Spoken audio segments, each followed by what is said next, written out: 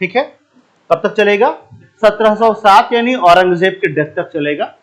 हम लोगों ने मिडाइवल को 3 पार्ट में बांटा है, प्री मिडाइवल, दिल्ली सल्तनत एंड मुगल। ठीक है, प्री मिडाइवल में हम सबसे पहले बात करेंगे अरेबियन अटैक की, सॉरी हम पहले बात करेंगे अरेबियन अटैक की, और अरेबियन अटैक में हम बात करेंगे मोहम्मद बिन कासिम। उसके बाद हम बात करेंगे टर्किश अटैक की। ठीक है, तो अरेबियन अटैक और टर्किश अटैक, ये 2 अटैक हम पढ़ेंगे इसमें। अरेबियन अटैक में हम सिर्फ एक ही आदमी पढ़ेंगे, कौन सा? मोहम्मद बिन कासिम, मोहम्मद बिन कासिम। और टर्किश अटैक में हम पढ़ेंगे महमूद गजनवी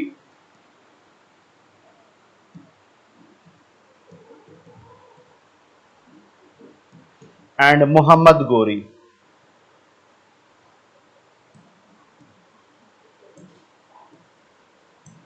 ठीक है, आप में से किसी का मीडियम हिंदी भी है?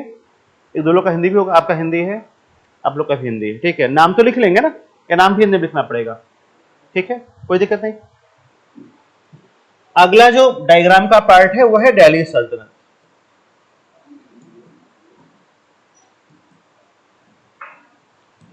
ये टाइमिंग है इसकी 1206 से 1526, और जो तीसरा पार्ट है वो है मुगल का 1526 से 1707। ठीक है, थैंक यू।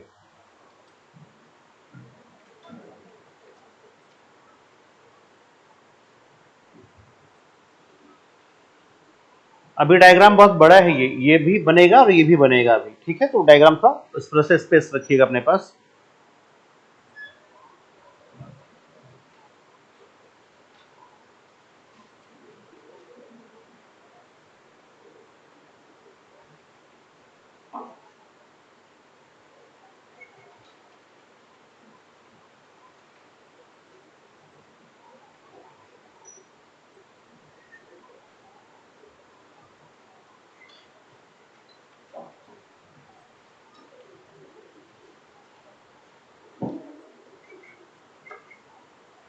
चलिए, बन गया, आगे चले।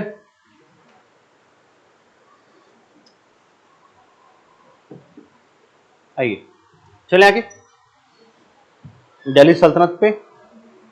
ठीक है, अगला है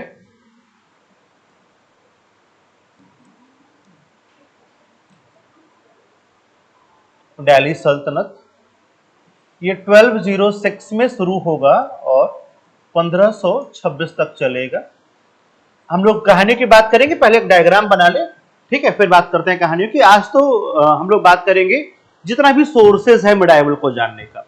मिडाइवल की किताबों से बहुत सारा सवाल आता है, और अगर यहाँ की किताबों से सवाल आया तो सरेंडर है। क्या है, आपने सुना ही नहीं? एक किताब है आशिकी, है? बताओ किसने लिखी? सैयारा का डायरेक्टर का नाम बताओ। तुम बड़ा बता के देखो आज, फिर देखो तुम क्या क्या बताता हूं। है, किताब का नाम एक नहीं पता है, सैयारा का डायरेक्टर का नाम पता। देख ली तुम लोगों ने? नहीं देखी है? वायरस है ये, है? और तुम लोग एंटी वायरस है। डायरेक्टर का नाम पता है, स्टार कास्ट भी पता होगी ना? हम बोलते बताओ, बाकी लोग, ये अकेला थोड़ी ठेकेदार है इस बैच का। तुम लोग भी बताओ, सबने देख ली ना? नहीं, इतने सीधे बच्चे कहां से लाए पकड़ के हैं? ये सब बताओ, सैयारा नहीं देख पाए अब तक हैं? कह रहा सब देख चुके हैं, सब झूठ बोल रहे हैं। आइए, तो हम लोग दिल्ली सल्तनत की बात करेंगे। बेटा इसमें ना 5 वंश है, 5 डायनास्टीज है अलग अलग। सबसे पहला डायनास्टी है स्लेव, उसके बाद है खिलजी, उसके बाद है तुगलक, उसके बाद है सैयद, उसके बाद है लोदी। हम लोग सारे राजाओं का नाम भी यही लिख लेंगे, ठीक है, उसका हम लोग वेट नहीं करेंगे। तो सबसे पहले है स्लेव डायनास्टी। स्लेव डायनास्टी, इसका देखो थोड़ा सा यहाँ पे टाइम पीरियड का इंपॉर्टेंस है। इसलिए इंपॉर्टेंस है टाइम पीरियड का, क्योंकि क्रोनोलॉजिकल ऑर्डर पूछता है। तो क्रोनोलॉजिकल ऑर्डर के लिए अगर आप थोड़ा सा टाइम खाली लिखना है, ऐसा रटना नहीं है। एक दो बार जब पढ़ोगे तो बस देख लेना भाई, जब आप कॉपी पढ़ेंगे तो देखेंगे तो है ही ना, तो टाइम ऐसे ही आपके अनकॉन्शियस माइंड में रहेगा, उससे सवाल हो जाएगा। अच्छा, आप में से कितने लोग यहां पढ़ने आए हैं? हैं? अच्छा, मैं फिर गलत क्लास में आ गया क्या? मैं पढ़ाने नहीं आया हूं सच में? स्कूल में पढ़े नहीं तुम लोग? तो यहां दोबारा क्या पढ़ना है फिर? आप यहां प्रिपरेशन करने आए हैं, पढ़ने नहीं। ठीक है, पढ़ाई में सिर्फ सिलेबस पूरा होता है। ठीक, प्रिपरेशन में अंतर ये होता है कि आपको सिर्फ सिलेबस पूरा नहीं करना है, you have to study as per the requirement of your examination, as per the pattern of your examination. Medieval history पढ़ना है, मिडाइवल हिस्ट्री पढ़ाने में कम से कम ग्रेजुएशन की क्लासेस में 8-9 महीने लगेगा। रोज मैथ्स आप पढ़ाएंगे 1 घंटा अगर, तो 8-9 महीने में मिडाइवल खत्म होगा। मैं मिडाइवल कितने दिन में खत्म करूंगा? 10 से 12 क्लास में। हाँ, अब वहां 9 महीने, यहां 12 क्लास का है, क्योंकि वहां आपको क्यों पढ़ा रहा है वो? इसलिए कि आपको आगे जाकर मिडाइवल में रिसर्च करना है, उसका वो बेस बना रहे हैं।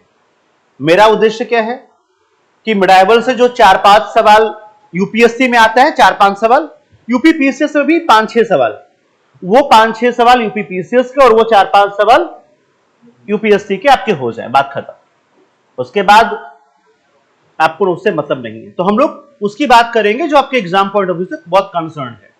जैसे बहमनी किंगडम, मैं पूरा बहमनी किंगडम नहीं पढ़ाता हूं, बता दो पहली क्लास में। काहे? इतिहास गवाह है आज तक एक सवाल आया है बहमनी किंगडम से, और अगर मैं ऑप्शन दे दूं तो तुम सारे लोग जवाब दे दोगे। बहमनी किंगडम से एक सवाल, क्या फाउंडर कौन है? फाउंडर अलाउद्दीन बहमन शाह। जैसे ऑप्शन में बहमन शाह दिखेगा आप टिक कर लेंगे, उस आदमी का नाम है अलाउद्दीन बहमन शाह। इसके अलावा दूसरा कोई क्वेश्चन बहमनी एम्पायर से नहीं आया। इस एक सवाल के लिए 400 साल का इतिहास कौन पढ़ेगा यार? तो बढ़िया क्या है, ये सवाल पढ़ो और आगे बढ़ो। बस समझ में आ रहा है? तो बहमनी किंगडम से सवाल नहीं आता है तो नहीं पढ़ना है। ठीक है, यहां अभी आप पढ़ेंगे अल्पतगीन, नहीं पढ़ना है। काहे? सवाल नहीं आता। सुबुक्तगीन एक लाइन, काहे? सवाल नहीं आता। तो हमें सिलेबस के साथ साथ पीवाईक्यू पे फोकस करना है कि लास्ट ईयर में क्वेश्चंस कैसे आ रहे हैं। जैसे कि आप लोगों ने मैंने एंशिएंट मिडाइवल पहले भी पढ़ाया है। ठीक है, कौन है जो पढ़ा है मुझसे एंशिएंट मिडाइवल? हाथ उठाओ। हाँ, मॉडर्न पढ़ा था, एंशिएंट मिडाइवल नहीं पढ़ा था। पढ़ा है, उठा करके सवाल देखना। तुम लोग को मैंने पढ़ाया है मार्च में, नहीं मार्च में, दिसंबर में पढ़ाया है। दिसंबर में पढ़ाया है, मई में एग्जाम हुआ था यूपीएससी का, और पूरा मॉडर्न भी पढ़ाया है ना। आप उठा करके देखिए 24 का पेपर, मैं यहां नहीं था, अप्रैल में इनका बैच खत्म हो चुका था, मैं पटना में था। 24 मई का पेपर उठा करके देखिए, एक एक सवाल क्लास नोट से था, एक एक सवाल। और नहीं यकीन आ रहा नए वाले बच्चों को तो रिकॉर्डेड पढ़ा हुआ है वीडियो। ठीक है, एक बार देखिए एक एक सवाल क्लास में, क्लास नोट्स में लिखा है एक एक सवाल। तो बहुत ज्यादा इतना मोटा मोटा, मुझसे कई बार बच्चे पूछते सर किताब क्या पढ़ना है, नोट्स कौन सा पढ़ना? कुछ नहीं पढ़ना है, जितना लिखवा दे रहा हूं ये रामबाण है। जितना क्लास नोट्स आपको मैं जो प्रोवाइड कर दे रहा हूं, जो क्लास में आपको लिखवाऊंगा वो रामबाण है। उसके बाहर का ना पीटी होगा ना उसके बाहर का मेंस आएगा। ठीक है, हाँ, मैं 100% सवाल की बात यूपीएससी में नहीं करता, मैंने पहले भी कहा है। यूपीएससी के 100% सवाल आ जाए अच्छी बात है, बट यूपीएससी में अगर यार 100% सवाल नोट से आते तो फिर उसका कट ऑफ 40 नंबर थोड़ी जाता, 40 सवाल थोड़ी कट ऑफ जाता, फिर तो 100 सवाल कट ऑफ होना चाहिए था। तो वहां आपको 80% से ज्यादा सवाल मिलेगा, 90% के अराउंड सवाल मिलेगा। ठीक है, क्योंकि उतने में आपका गुजारा हो जाएगा। अगर आपने 50% सही सवाल कर लिए, आपका पीटी क्वालिफाई है। मेंस के सारे सवाल मिलेंगे। यूपीपीएससी 99% सवाल मिलेगा। ठीक है, बीपीएससी 99.99% सवाल मिलेगा। एमपीपीएससी 105% मिलेगा। वो जितना सोचते हैं उससे ज्यादा मैं लिखवा चुका होता हूं क्लास में। ठीक है, तो अमूमन आपको ये सब कमीशन भी देना होगा, आज नहीं तो कल, अभी तो आप लोग बच्चे हैं।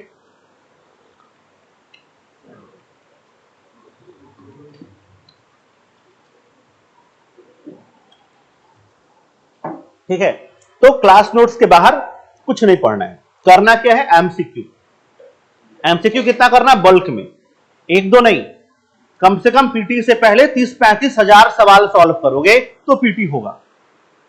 30 से 35 हजार सवाल, और सवाल नहीं मिलेगा हमको बताना, हम देंगे सवाल, ठीक है। हाँ, एमसीक्यू सॉल्व कीजिए बल्क में, पीवाईक्यू सॉल्व कीजिए, पीटी होगा हर हाल में और एक बार में होगा, ठीक है। चलिए इधर आते हैं।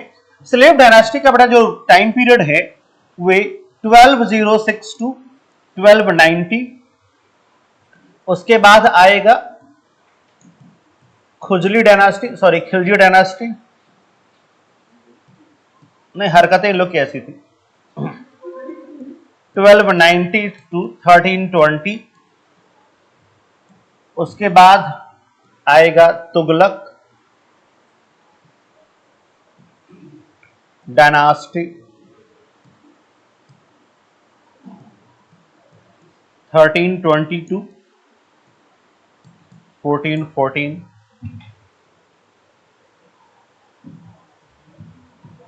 उसके बाद आएगा सैयद,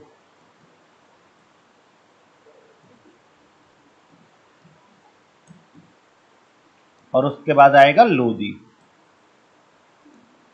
ठीक है।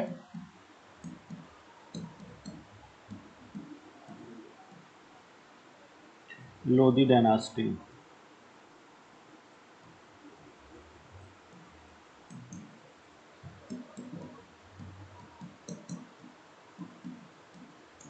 ठीक है। लॉन्गेस्ट रूलिंग डायनास्टी, कितना साल रूल किया है, 94 ईयर। और शॉर्टेस्ट या स्मॉलेस्ट, शॉर्टेस्ट लिख लीजिए, शॉर्टेस्ट रूलिंग डायनास्टी,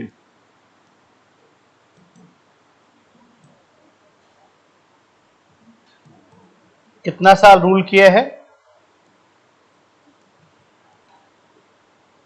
30 साल, ठीक है। कितना साल रूल किए हैं, 30 साल।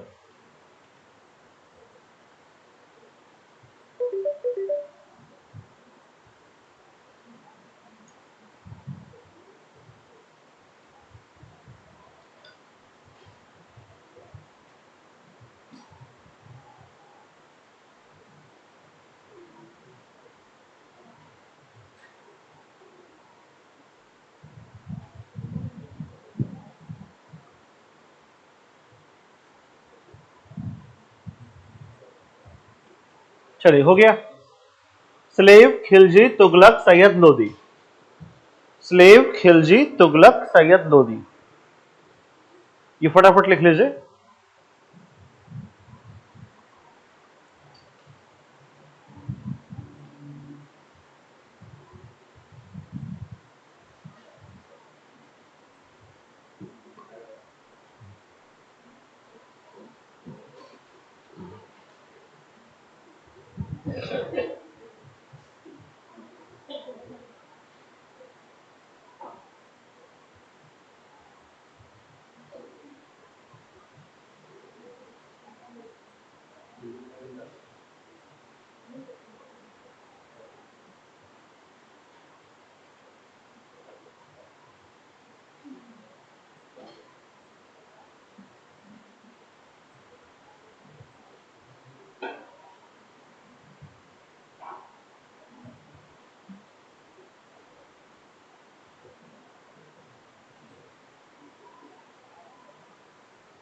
ठीक है, हो गया। चलिए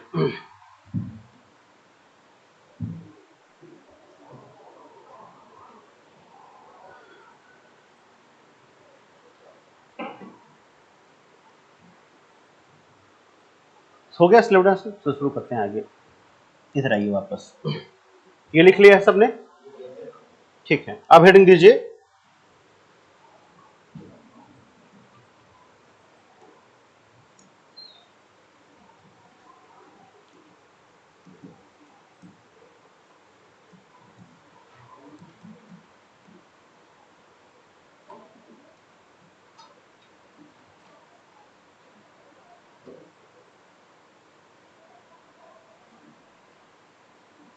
सोर्सेज ऑफ मिडाइवल हिस्ट्री, ठीक है, sources of medieval history.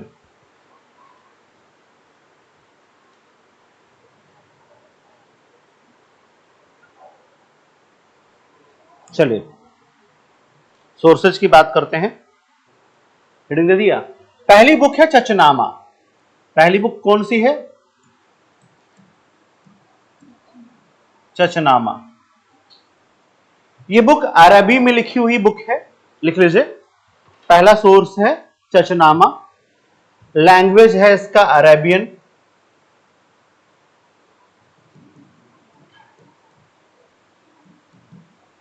Language क्या है इसका? अरेबियन लैंग्वेज है चचनामा का। Writer unknown, anonymous. किसने लिखा नहीं पता, किसने लिखा इस किताब को नहीं पता, तो राइटर में लिख लीजिएगा अज्ञात या अनोनिमस। राइटर अननोन, किसने लिखा आज तक हमें पता नहीं है, अज्ञात है इसका राइटर, ठीक है। राइटर क्या है? अज्ञात है।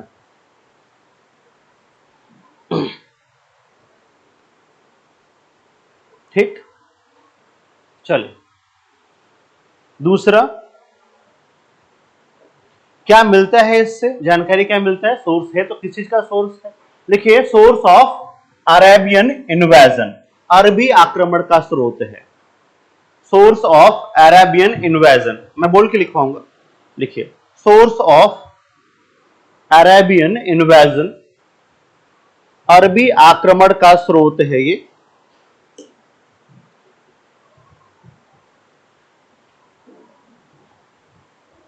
सोर्स ऑफ अरेबियन इन्वेजन,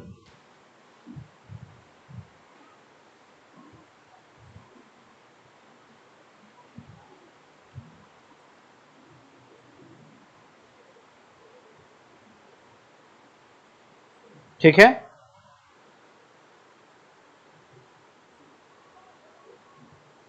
चलिए आगे लिखिए। अगला बुक है किताबुल हिंद या तहकीके हिंद। किताबुल हिंद या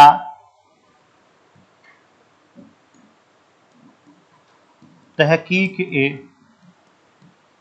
हिंद। राइटर, दोनों किताब एक ही है, राइटर है अल बरूनी, अल बरूनी।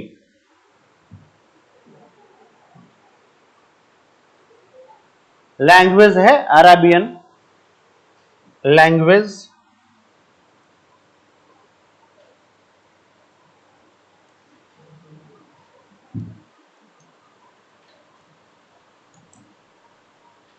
राइटर है अल बरूनी, वो लिखा हुआ है भी, थोड़ी देर में आ जाएगा। Al Biruni, ALBARUNI, Al बरूनी।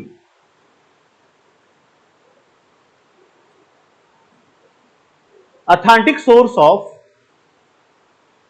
History of pre medieval India, लिखिए पूर्व मध्यकालीन भारत का की जानकारी का प्रमाणिक स्रोत। Source of authentic source of knowing the history of pre-medieval India, पूर्व मध्यकाल की जानकारी का स्रोत, पूर्व मध्यकाल की जानकारी का प्रमाणिक स्रोत, लिख लिया। अच्छा, अब आपको हेडिंग देना है किताबुल हिंद। इस किताब के बारे में पूरा एक सवाल आपके यहां यूपी पीसीएस में आता है, मेंस में, ठीक है। आपके यहां यूपीएससी के प्रीलिम्स में इस किताब की बहुत सारी चीजों के बारे में क्वेश्चन पूछता है, तो एक अलग से पूरा बड़ा हेडिंग बनेगा किताबुल हिंद। हम लोग उस पूरी किताब के बारे में जानेंगे। इस किताब में, जैसे आजकल एक सवाल का ट्रेंड चल रहा है, किस किताब में कितने चैप्टर है ये पूछने का, ठीक है। तो इस किताब में 80 चैप्टर है। हम लोग यहां से शुरू करेंगे लिखना। हेडिंग दीजिए किताबुल हिंद, यानी सोर्सेज चल रहा था। सोर्सेज में पहली किताब में दम नहीं था, दूसरी किताब बहुत इंपॉर्टेंट है, इसलिए हम लोग इस किताब के बारे में, और इस किताब का राइटर भी उतना ही इंपॉर्टेंट है, इस किताब का राइटर भी उतना ही इंपॉर्टेंट है, इसलिए इस किताब के राइटर के बारे में हम लोग क्या करेंगे, अलग से पढ़ेंगे। ठीक है, तो अगला आपको हेडिंग देना है किताबुल Hind.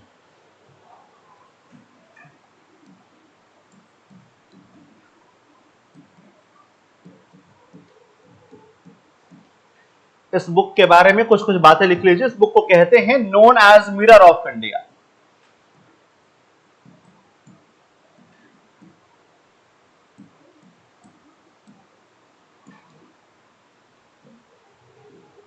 Known as mirror of India. ठीक है,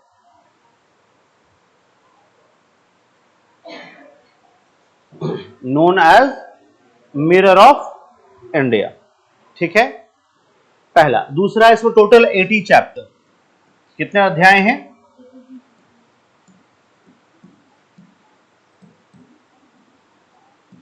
ठीक है। इस बुक में सबसे ज्यादा किसकी बात की गई है, एस्ट्रोनॉमी। ठीक है, मैक्सिमम डिस्कस्ड टॉपिक,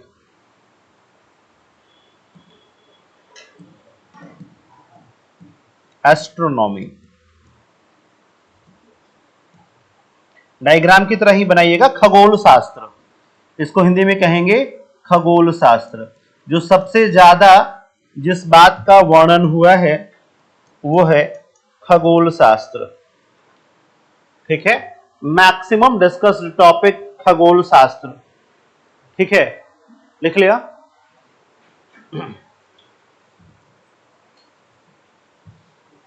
लिखिए, Indian cities were describe with their longitude and latitude. Indian cities were described, Indian cities were described, Hindi में लिख लीजिए भारतीय शहरों का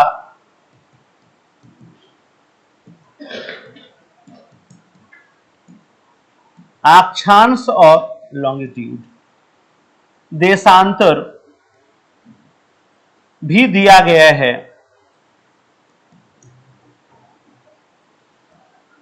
Indian cities were describe with their longitude and latitude. इसमें कई शहर हैं जिसका अक्षांश और देशांतर दिया गया है, लाइक वाराणसी, उज्जैन। लिखिए, like Varanasi, Ujjain, Pataliputra, Varanasi, Ujjain, Pataliputra, Takshashila, Nalanda etcetera.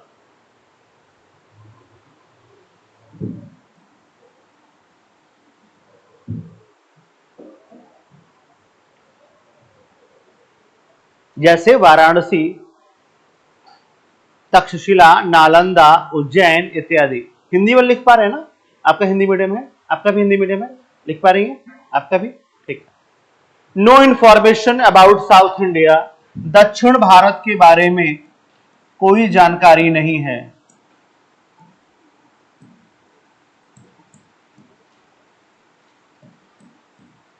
No information about south India, दक्षिण भारत के बारे में कोई जानकारी नहीं है।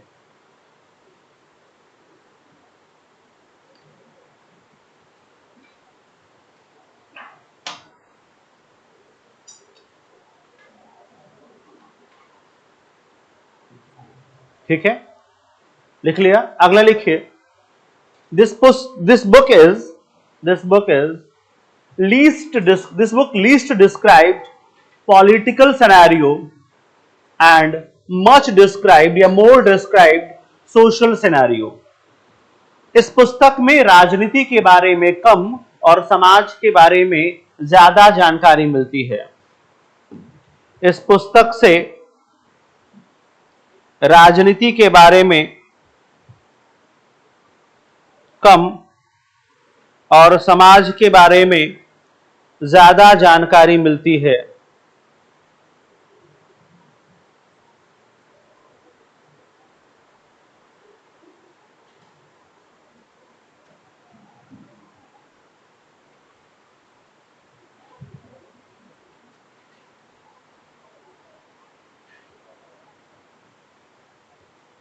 राजनीति के बारे में कम और समाज के बारे में ज्यादा जानकारी मिलती है। लिख लिया?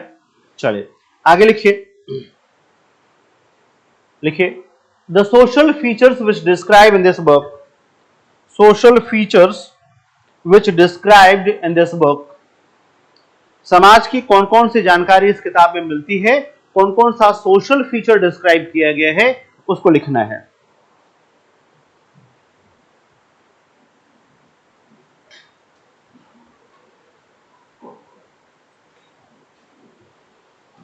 लिखिए पहला, पेयर्ड वर्णा सिस्टम। पेयर्ड वर्णा सिस्टम पढ़ा होगा आप लोगों ने एंशिएंट में। पेयर्ड वर्णा सिस्टम, गुप्ता एरा आते आते ना हमारे यहां जो वर्ण सिस्टम था वो पेयर्ड हो गया था। पेयर्ड में दो दो का पेयर बना है, ब्राह्मण क्षत्रिय एक पेयर में और वैश्य और शूद्र। तो ये लिख लीजिए, फर्स्ट पेयर जो है वो किसका किसका है और सेकंड पेयर जो है वो किसका किसका है। ब्राह्मण एंड क्षत्रिय, वैश्य एंड शूद्र।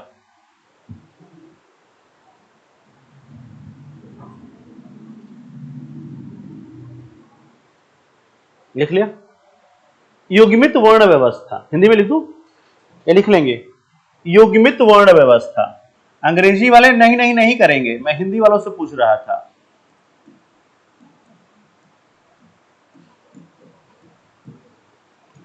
इनका खुद का लिखा है बोर्ड पे तो नहीं नहीं, ठीक है। दो पेयर हो जाएगा, ब्राह्मण और क्षत्रिय, वैश्य और शूद्र, ठीक है। लिख लिया? ठीक है। अगला क्या बताता है, लिखिए,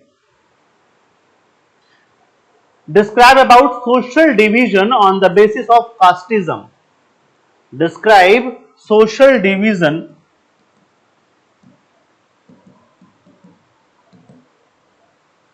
on the basis of casteism।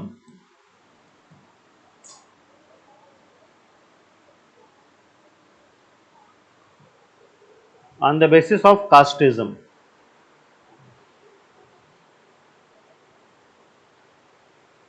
ठीक है। फिर describe about untouchable community also. जाति आधारित वर्ण, जाति आधारित सामाजिक विभेद का वर्णन करता है। हिंदी में लिख लीजिए, जाति आधारित सामाजिक विभेद। दरअसल प्रैक्टिस छूट गया है उधर 4 महीना, वहां क्या होता है, मतलब बाहर बैच जब बड़ा होता है ना तो वहां इंग्लिश का अलग बैच था, हिंदी का अलग बैच था। शुरू में दिक्कत हुई, मैं हर सेंटेंस की हिंदी, हर सेंटेंस की अंग्रेजी, बोर्ड पे अंग्रेजी में चल रहा था हाथ।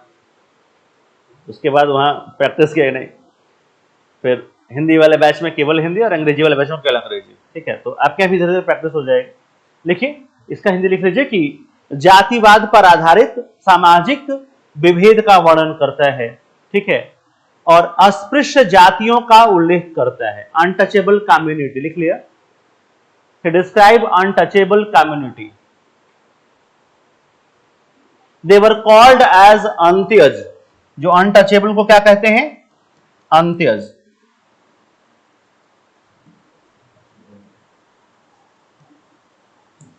अंत्यज,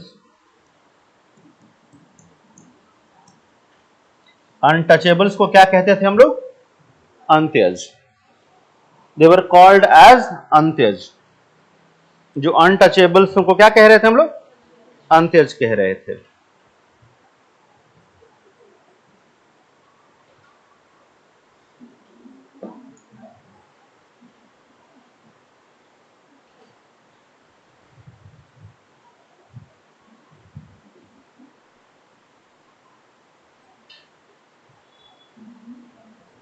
ठीक है, चलिए आगे लिखिए। अंत्यज का मतलब होता है कि, लिख लीजिए, antyaj were not allowed to enter in city, they reside outside of city. अंत्यजों को नगर में प्रवेश करने की अनुमति नहीं थी, अंत्यजों को नगर में प्रवेश करने की अनुमति नहीं थी। अंत्यजों को नगर में प्रवेश करने की अनुमति नहीं थी। तो नया फोटो लगा दो यार मूछ वाली, कब तक पुरानी वाली से काम चलाओगे? मैं भेज देता हूं। अंत्यज एक व्हाट्सएप कीजिए मुझे, मैं भेज देता हूं। अंत्यज क्या लिखा आपने? Antyaj were not allowed to enter in city. अंत्यजों को नगर में प्रवेश की आज्ञा नहीं थी। ठीक है, चलिए आगे लिख लीजिए। ये हो गया। देखिए, अकॉर्डिंग टू अल-बरूनी या अकॉर्डिंग टू किताबुल हिंद, इस किताब के according, no divorce was in our society. No divorce, WhatsApp कीजिए, मैं भेज देता हूं, नंबर है ना। नो डाइवोर्स, तलाक नहीं होता था। ठीक है, हाँ, कॉमा, नो विडो रिमैरेज, विधवा पुनर्विवाह नहीं था, तलाक नहीं था हमारे समाज में। No widow remarriage and no intercaste marriages, और अंतरजातीय विवाह नहीं था। सही तो कह रहा है ये, हमारे यहां तलाक भी नहीं था, विडो रिमैरेज भी नहीं था, और हमारे यहां क्या नहीं था? तो इंटरकास्ट मैरिजेस नहीं था। आप लोगों ने अनुलोम प्रतिलोम मैरिज पढ़ा होगा ना इंसेंट में, अनुलोम प्रतिलोम, वैदिक टाइम पे अनुलोम प्रतिलोम पढ़ा होगा। अनुलोम प्रतिलोम नहीं पता? अनुलोम प्रतिलोम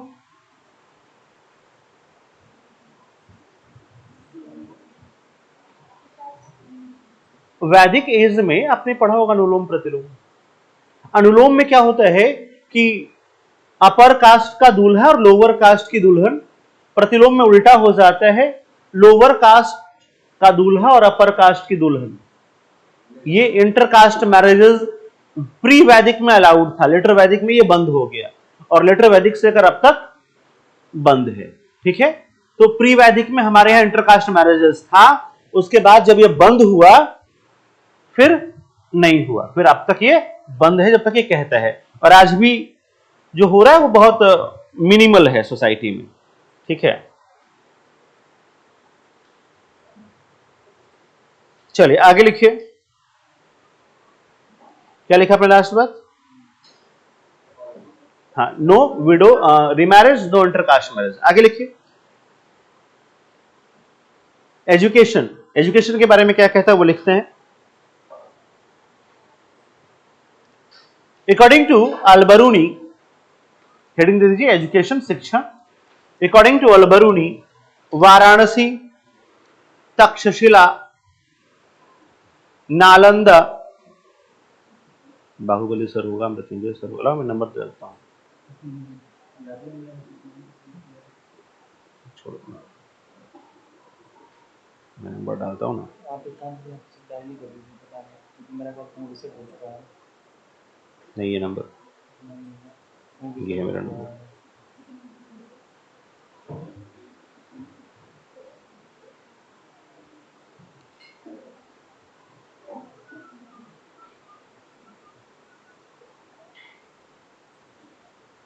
ठीक है, लिख लिया? क्या लिखा?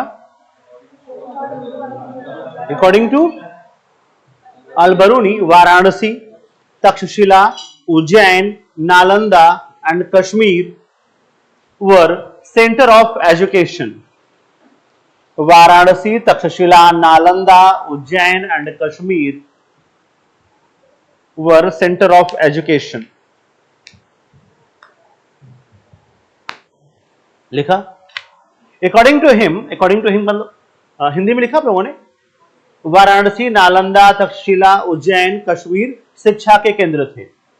अकॉर्डिंग टू हिम, उसके अनुसार, the Indian have specific book for specific knowledge.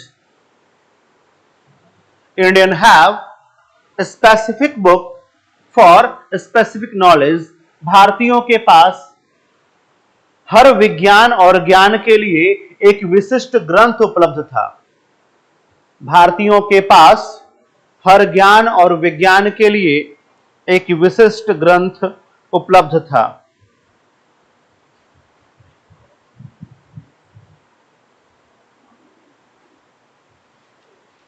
भारतीयों के पास हर ज्ञान और विज्ञान के लिए एक विशिष्ट ग्रंथ उपलब्ध था। लिख लिया? ठीक है, आगे लिखिए।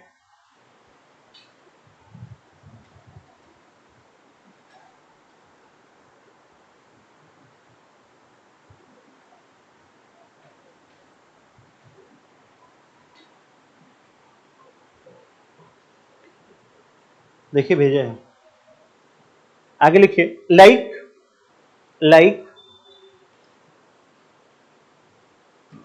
एक बताओ, लिख लो, लाइक में लिख लो।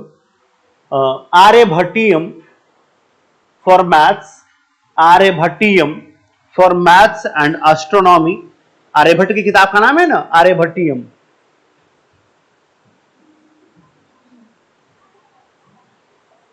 चरक Samhita for medical science, Aryabhatiyam for maths and astronomy. गणित और खगोल के लिए आर्यभट्टियम, चिकित्सा के लिए Charak Samhita for medical science,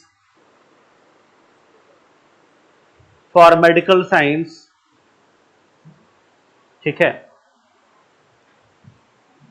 Indian were superior, अगला लिखे, हो गया। Indian were superior in philosophy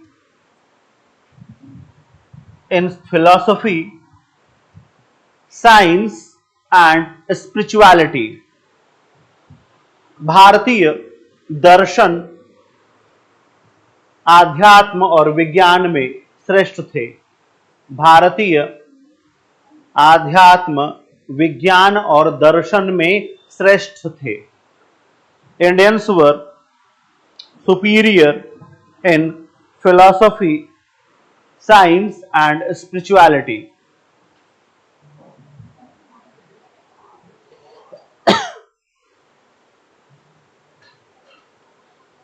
लिख लिया? ठीक। According to Al Biruni, Hindus were narrow minded. Al Biruni के अनुसार हिंदू संकीर्ण विचारधारा के लोग थे। हिंदूज वर नैरो माइंडेड, संकीर्ण विचारधारा के लोग थे।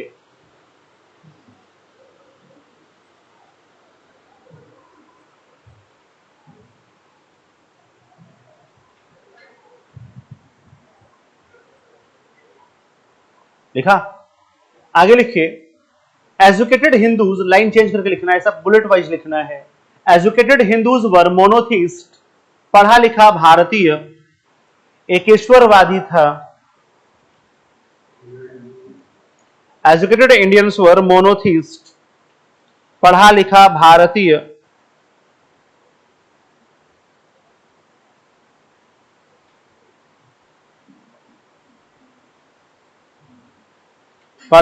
भारतीय क्या था? एकेश्वरवादी था, monotheist. Educated Indians were monotheist, but common people were multitheist, लेकिन आम लोग बहुदेववादी थे।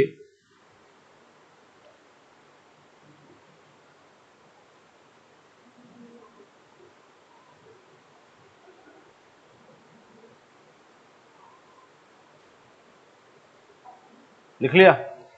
आम लोग क्या थे? बहुदेववादी थे।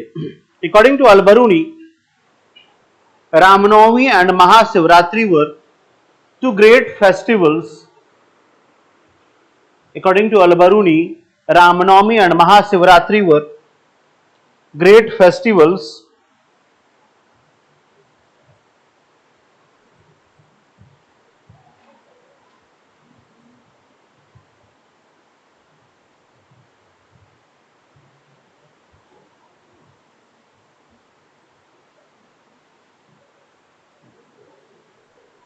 ठीक है, आगे लिखिए। हिंदी में लिख लीजिए। महाशिवरात्रि और रामनवमी दो बड़े पर्व थे। Vaishnavism was most popular religion among Hindus. वैष्णव धर्म सबसे लोकप्रिय धर्म था?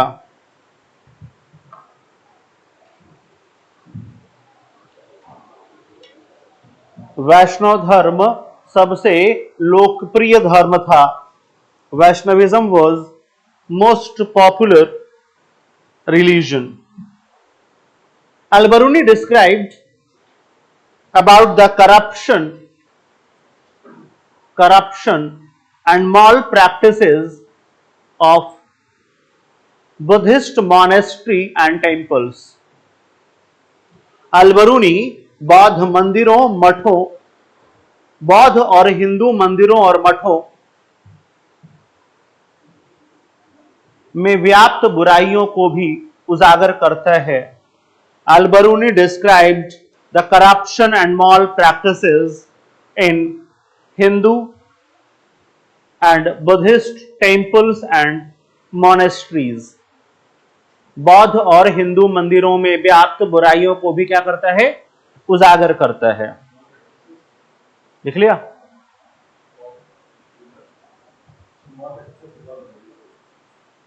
मॉल प्रैक्टिसेस में क्या क्या था ये सब हम ही बताएंगे।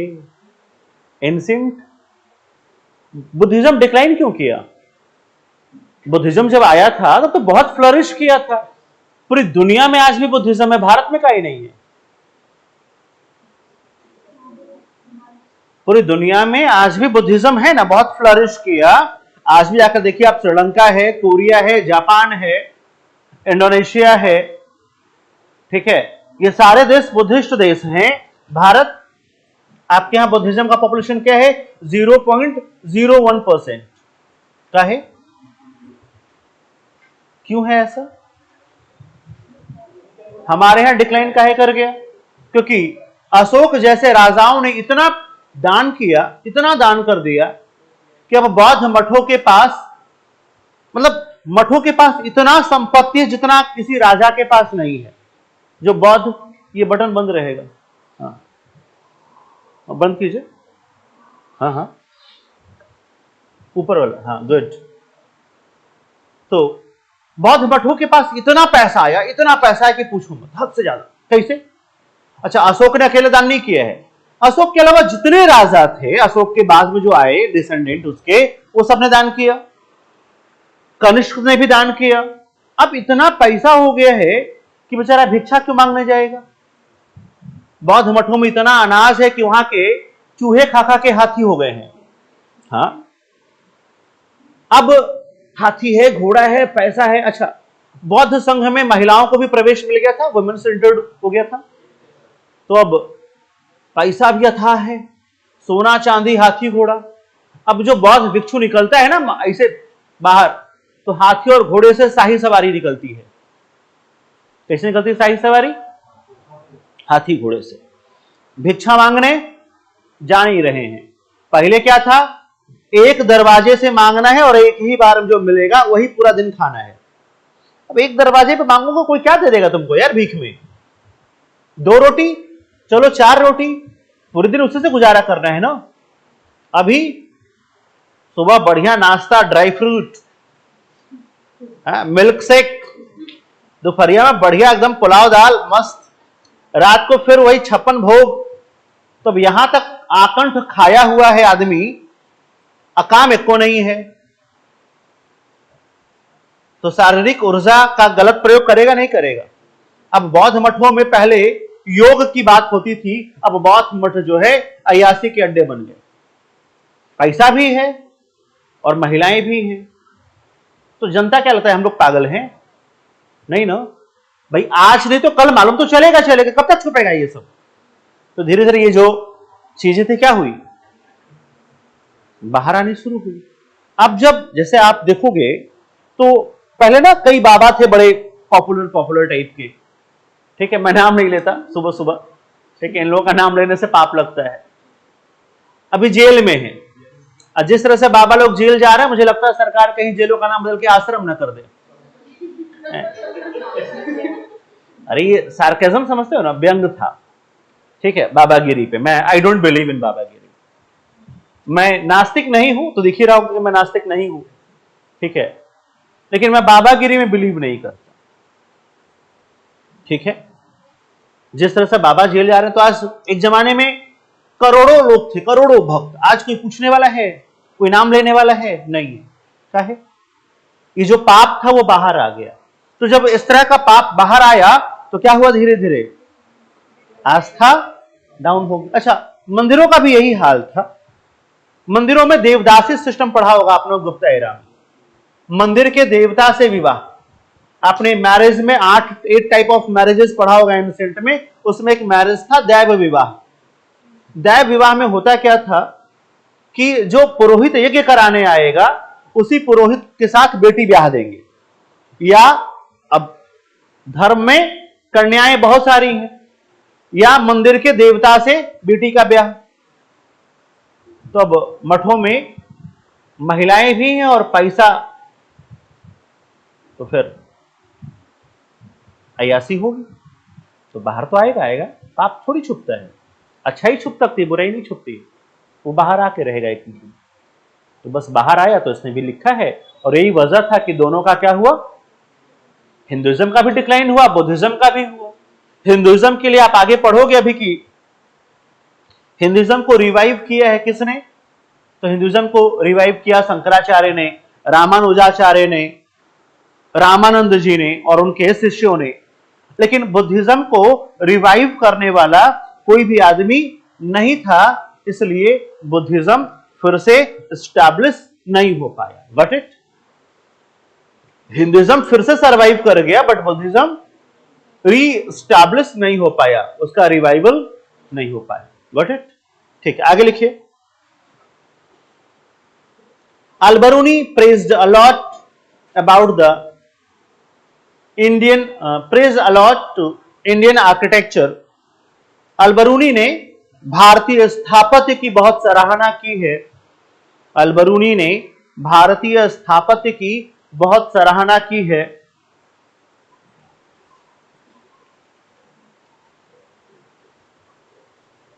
और कहा, Arabians cannot build such buildings. In fact, they cannot imagine. कहा अरबी इसे बनाना तो बहुत दूर, इसकी कल्पना भी नहीं कर सकते, यानी बनाने के बारे में सोच भी नहीं सकते। बना तो नहीं पाएंगे तो पता है, कहा बनाना तो बहुत दूर की बात है, सोच भी नहीं सकते कि बनेगा। Cannot imagine. Cannot imagine. ठीक है।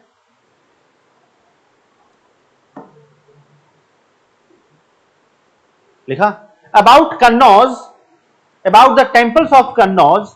कन्नौज में बहुत पैसा था।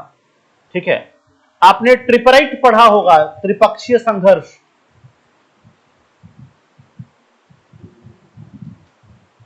तुम लोग ऐसे मेरा सकते, ई क्या है? ये तो हमने सुना भी नहीं। गुर्जर प्रतिहार, पाल और राष्ट्रकूट, 3 पावर के बीच हुआ था ट्रिपराइट फॉर कन्नौज। कन्नौज को लेकर के इन तीनों में लड़ाई हुई थी, इसे त्रिपक्षीय संघर्ष कहते हैं, ट्रिपराइट कहते हैं। क्यों हुआ था? Kannauj was the centre of power from the time of Harshvardhan. Harshvardhan तो पढ़ा है, थैंक गॉड, बच गया मैं। तो हर्षवर्धन के टाइम पे कन्नौज सेंटर ऑफ पावर था पूरे नॉर्थ इंडिया का। और कन्नौज बहुत अच्छे से डेवलप हुआ, क्योंकि वो सेंटर ऐसे भी है, आप कन्नौज से यूपी में जहां जाना चाहोगे जा पाओगे, लगभग इक्विवेलेंट डिस्टेंस रहेगा। तुम दिल्ली से आओगे, बिना कन्नौज हुए तुम लखनऊ नहीं पहुंचोगे। जो बसें आती हैं वो कन्नौज होके आती हैं। ठीक है, कन्नौज हाईवे पे वो, हालांकि अब तो आगरा एक्सप्रेस, लेकिन वो कन्नौज होके ही गया है। ठीक है, कन्नौज से आपको जहां जाना हो, एक बार पूरा कन्नौज जो है ना वो सेंटर है। ठीक है, तो कन्नौज सेंटर था पूरे नॉर्थ इंडिया। वहां बहुत सारे टेंपल बने, बहुत सारे टेंपल। तो कन्नौज के टेंपल्स के बारे में अल-बरूनी कहता है कि ऐसा टेंपल अगर अरब वाले बनाने के बारे में सोचे तो 200 साल लगेगा उनको बनाने में, एक मंदिर बनाने में। हमारे यहां मंदिर कितने दिन में बना है? कोई 3 साल में, कोई 4 साल में, कोई 1 साल में। उनको कितना लगेगा? और का पैसा कितना लगेगा? का 1 लाख दिनार, 1 लाख गोल्ड कॉइन खर्चा होगा, तब जाके बनेगा। यानी कुल मिलाकर के अरब में बनेगा नहीं, अरब में। ठीक है, तो लिख लीजिए यही बात। क्या बोला था मैंने? About the temple of Kannauj, Al Biruni told, if such temples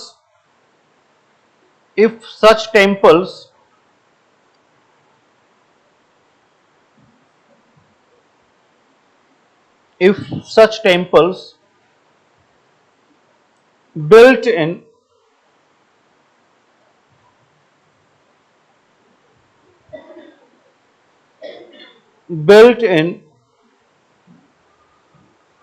Arab, it will took 200 years. अगर अरब में ऐसे मंदिर बनाए जाएं, अगर अरब में ऐसे मंदिर बनाए जाएं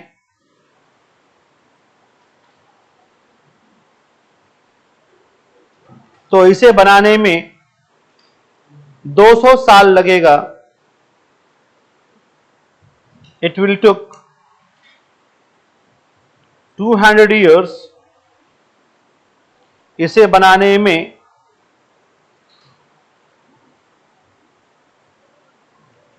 200 साल लगेगा. लिखा. एंड मोर देन 1 लाख दिनार विल स्पेंड, और 1 लाख से ज्यादा दिनार खर्च होगा.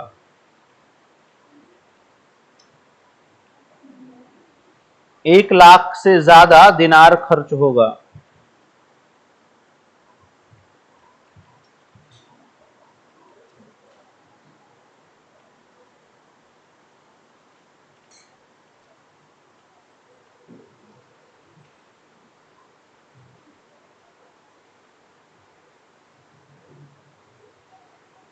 लिखिए आगे. The Indian economy was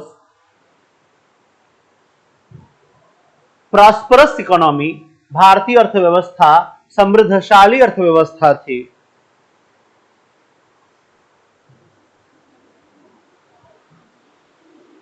and temples were concentration of wealth, या temples had concentration of wealth. मंदिरों में धन का संकेंद्रण था. मंदिरों में धन का संकेंद्रण था.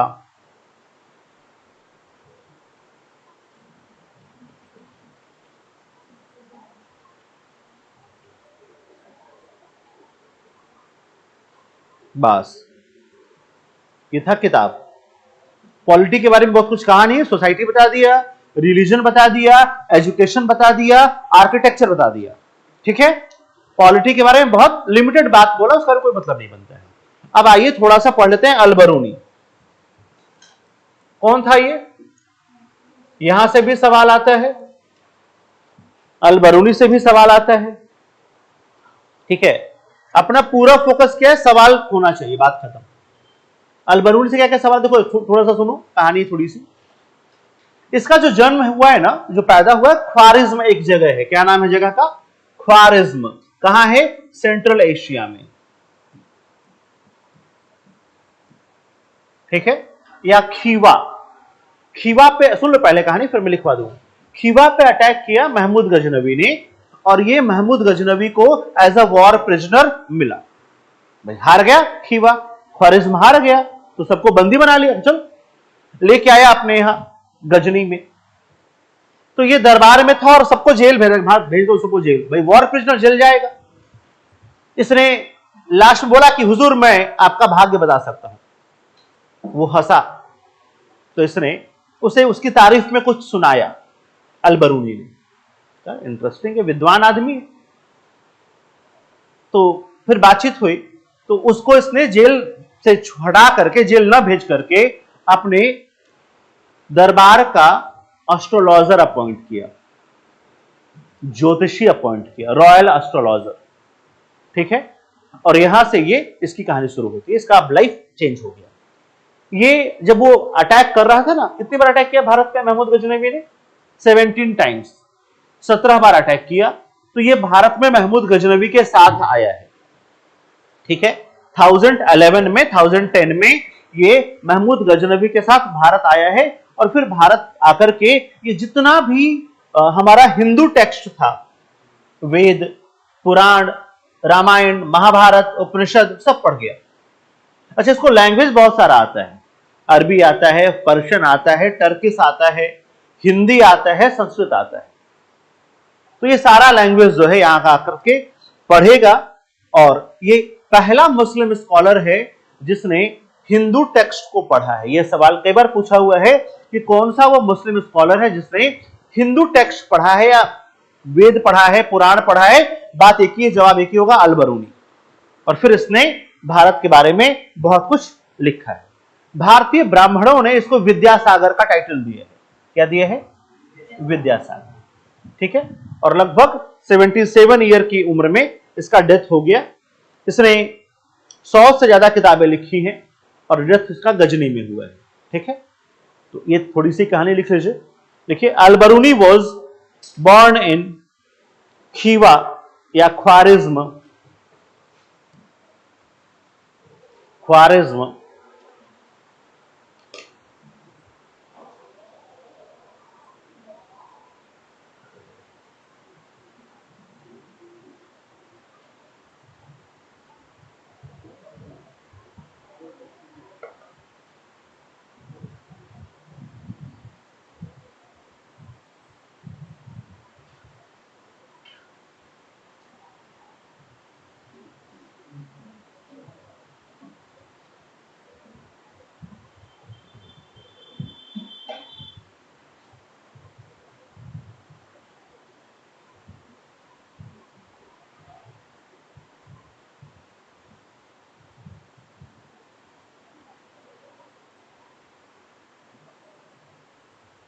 लिख लिया? क्या लिखा?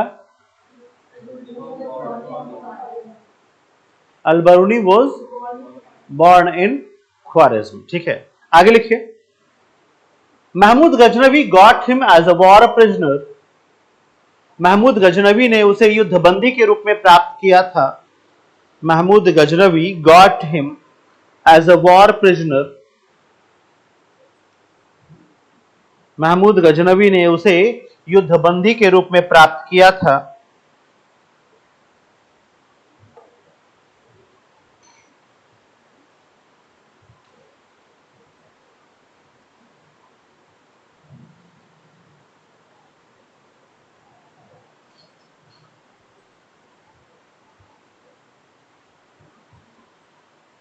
ठीक है,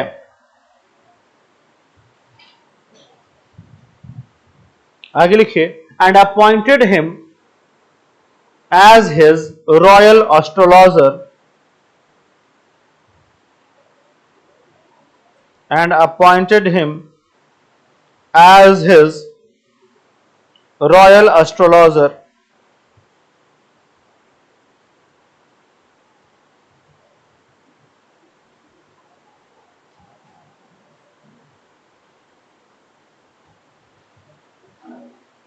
ठीक है, आगे लिखिए।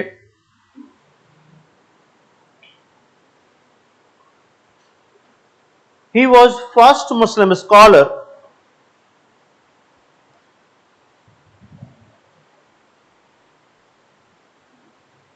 he was first Muslim scholar who studied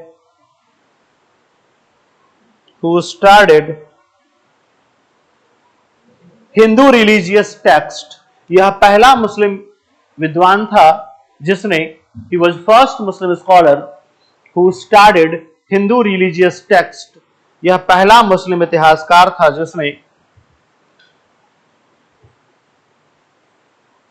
जिसने he was first Muslim scholar who studied Hindu religious text. पहला मुस्लिम इतिहासकार था जिसने हिंदू धर्म ग्रंथों का अध्ययन किया। Indian Brahmins gave him title of Vidyasagar.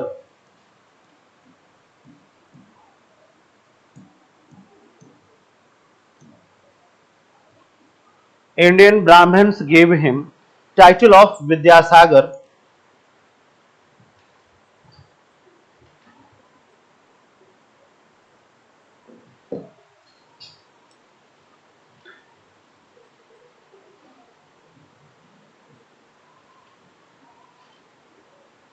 ठीक है, चलिए आगे लिखिए। अगली बात,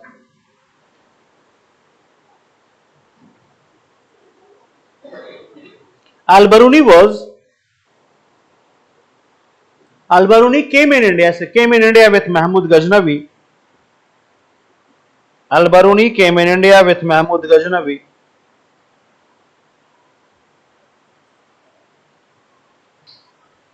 Al-Baruni came in India with Mahmud Ghaznavi.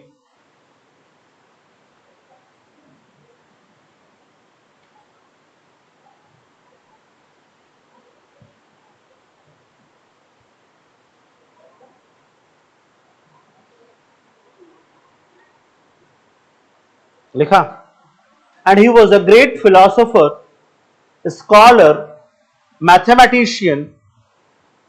He was a great philosopher,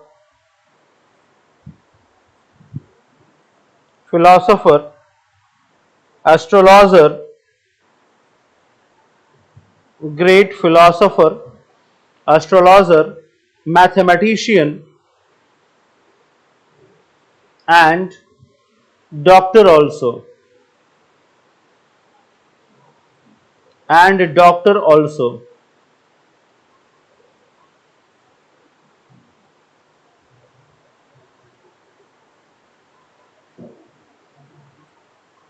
लिख लिया. In the age of 77 years, he died at Ghazni.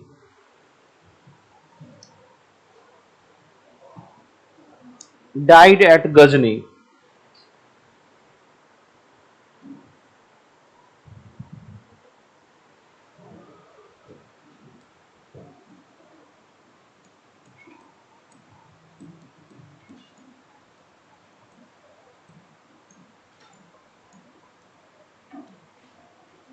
अगला बुक है तारीख फिरोज शाही.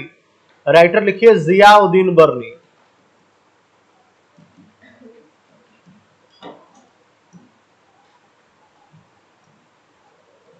राइटर है जियाउद्दीन बर्नी.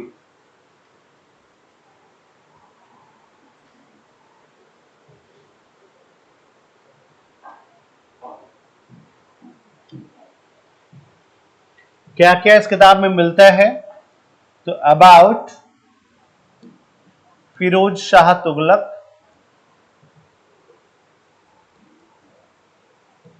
और क्या मिलेगा? Market system of Alauddin Khilji,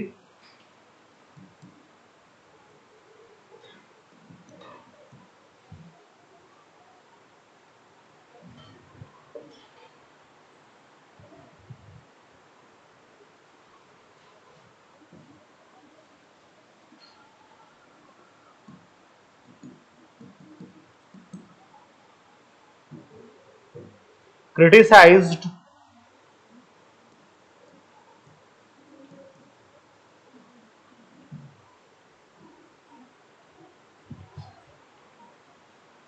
Hindi में लिख लीजिए.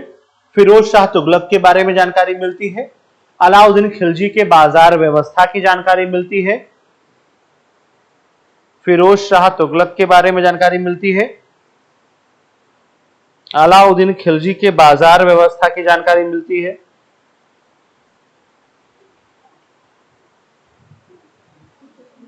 ठीक है. और इसने क्या किया है? मोहम्मद बिन तुगलक की निंदा की है और फिरोज शाह तुगलक की बहुत तारीफ की है. क्लास कब तक है? टाइमिंग क्या है क्लास का? 10:45. क्यों, उसका आप लोग को कॉलेज जाना है कहीं? कुछ आप लोग अभी करते क्या है? शक्ल देख लग रहा है कि हाँ सब के सब अभी अंडर ग्रेजुएट हैं. कोई ऐसा सेलेक्शन हो गया हो? क्या कर रहे हो तुम? बीए. कहाँ से? अभी फर्स्ट ईयर ही है. हाँ. तुम्हारा सेकेंड ईयर. तुम क्या करो? बीए. तुम भी बीए. तुम आप लोग का सब वही ग्रेजुएशन. हाँ, कंप्लीट हो गया. Okay good.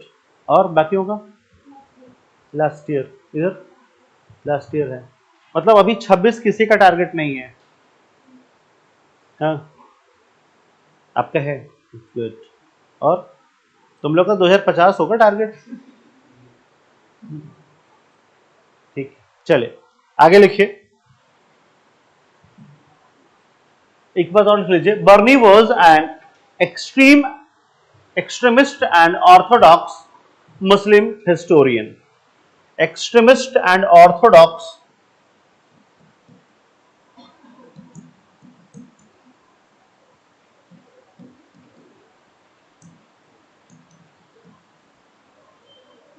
मुस्लिम हिस्टोरियन। रूढ़िवादी और कट्टर मुस्लिम इतिहासकार। रूढ़िवादी और कट्टर मुस्लिम इतिहासकार।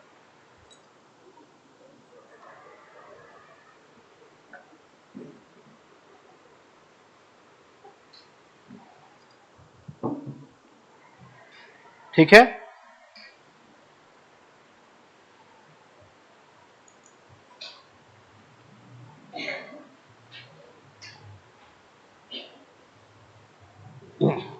चलिए आगे लिखिए,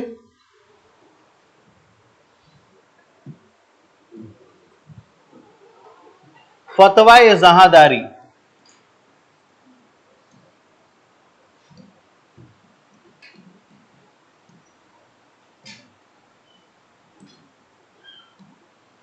फतवा जहादारी, जियाउद्दीन बर्नी। जियाउद्दीन बर्नी।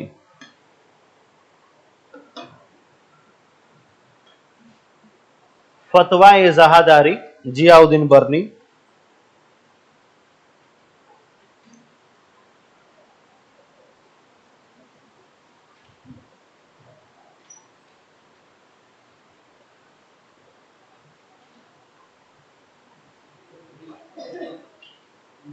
लिख लिया?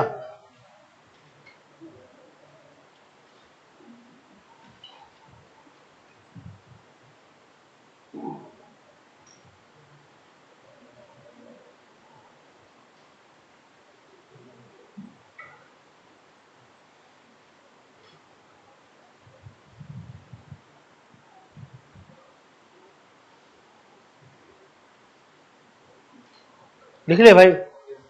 ठीक है, आगे लिखिए। In this book he described the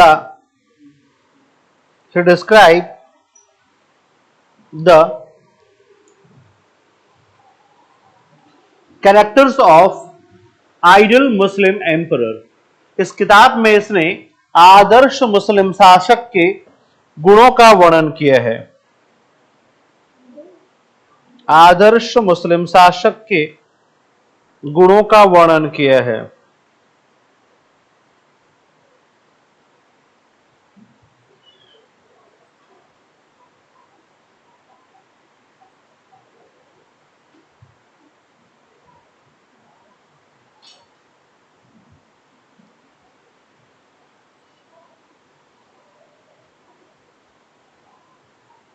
ठीक है, क्या किया है? आदर्श मुस्लिम शासक के गुणों का वर्णन किया है। According to him, Firoz Shah Tughlaq was ideal sultan of Delhi Sultanate. According to him, Firoz Shah Tughlaq was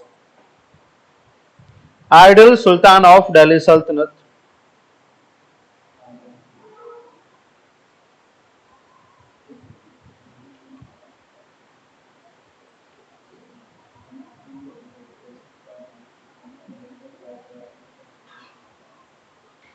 Ideal Sultan of Delhi Sultanate. ठीक है, एक और किताब है, उसका नाम है तारीख फिरोज शाही।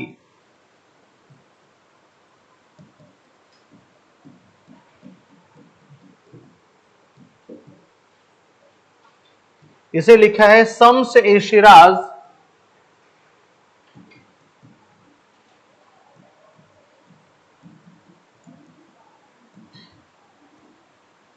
अफीक। इसे किसने लिखा है? शम्स ए सिराज अफीक ने।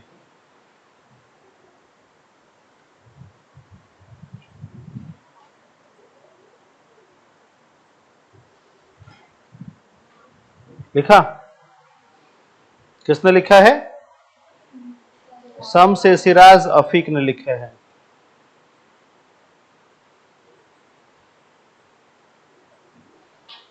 हो गया? ठीक है, आगे लिखिए। इसमें 90 चैप्टर है और political system of FST, FST यानी फिरोज शाह तुगलक।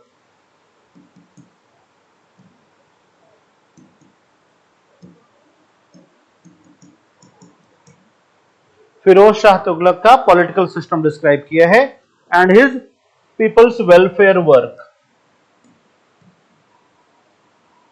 वेलफेयर वर्क्स, कल्याणकारी कार्य जो उसके हैं, लोक कल्याण के जो कार्य हैं उसको डिस्क्राइब किए हैं।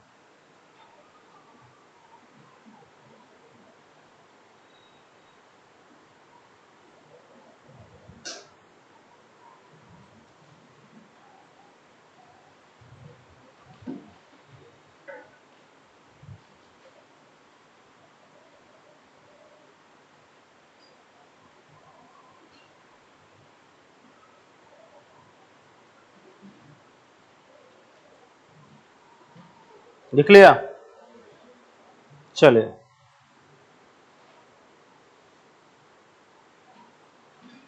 आगे लिखिए। अगला है फुतुहाते फिरोज शाही।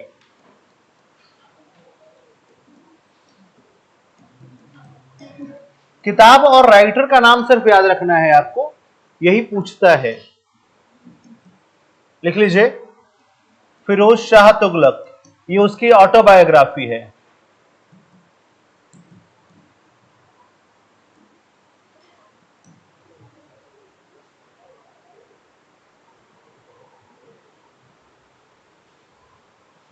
और लिख लीजिएगा, दिल्ली सल्तनत का एकमात्र, आत्मकथा कहते हैं ऑटोबायोग्राफी को हिंदी में, दिल्ली सल्तनत का एकमात्र सुल्तान जिसने अपनी आत्मकथा लिखी, ओनली सुल्तान ऑफ दिल्ली सल्तनत who wrote his autobiography.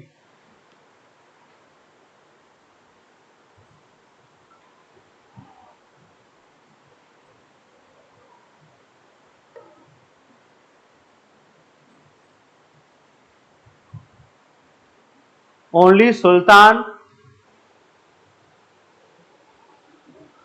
Only Sultan of Delhi सल्तनत हु रोट हिज ऑटोबायोग्राफी, इकलौता सुल्तान है जिसने अपनी आत्मकथा लिखी है।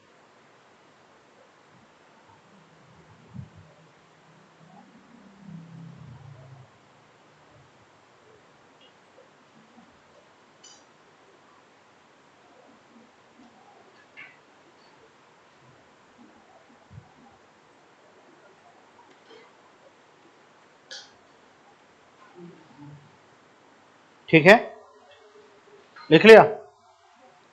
अगला है फुतुह उस सलातीन।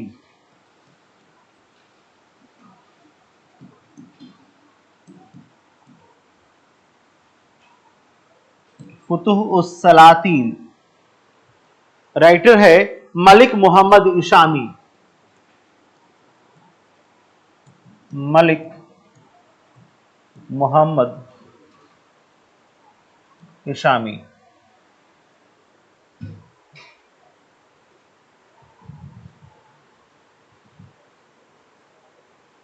ठीक है, किसके बारे में लिखा है? About Alauddin Bahman Shah, founder of Bahmani kingdom.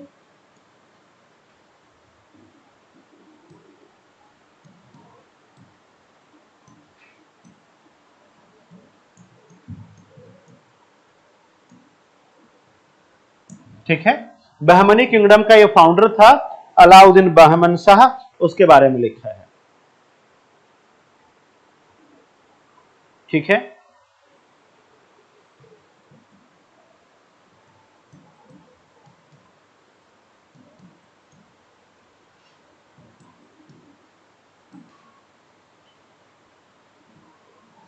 in this book he called, in this book he called MBT as, in this book he called MBT as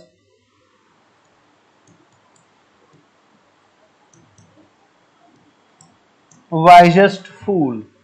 इसी किताब में इसने एमबीटी को क्या कहा है? वाइजेस्ट फूल कहा है।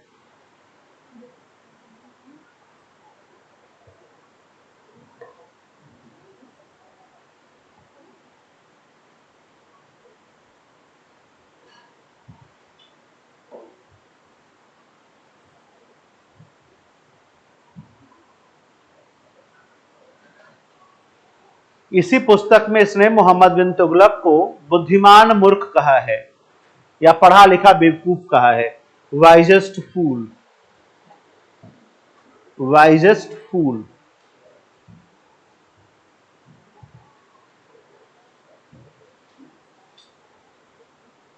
ठीक है। अगला बुक है तारीख यामिनी।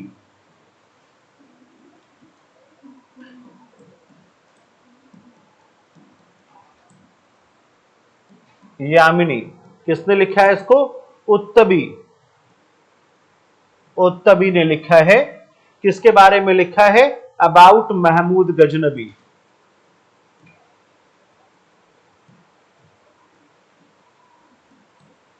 महमूद गजनबी। ठीक है। तारीख मसूदी। अगली बुक है।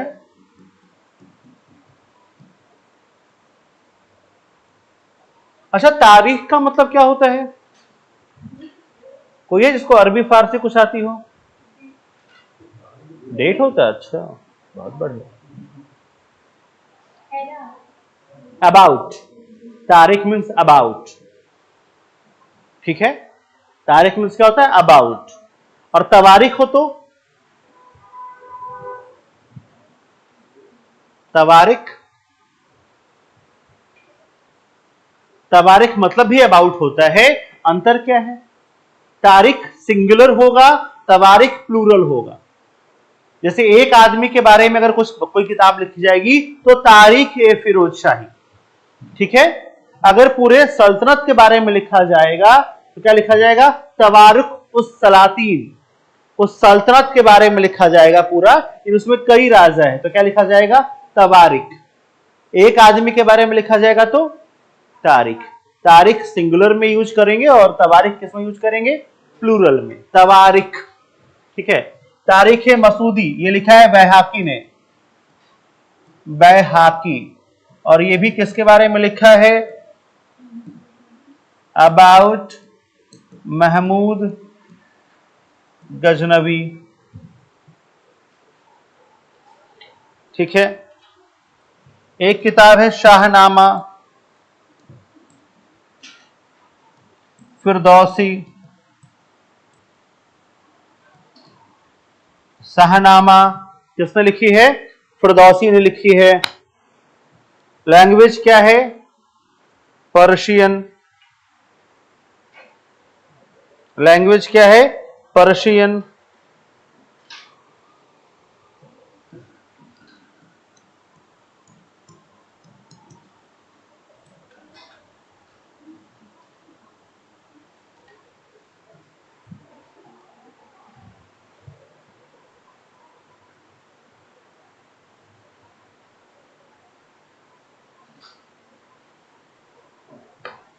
लैंग्वेज क्या है? पर्शियन। ठीक है। किसके बारे में लिखा है? अबाउट महमूद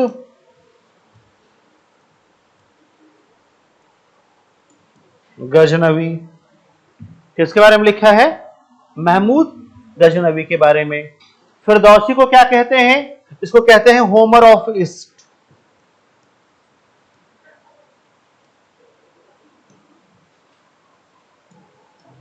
होमर जो है एक यूरोपियन राइटर है जिसने दो ड्रामा लिखा है, इलियड और ओडिसी, इसलिए इसको होमर कहते हैं। ठीक है।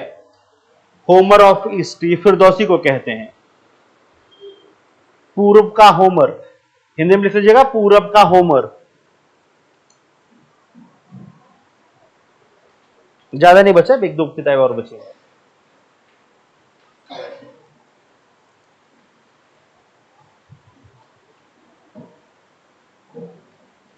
ठीक है, चलिए अगला किताब है तारीख ए मुबारक शाही।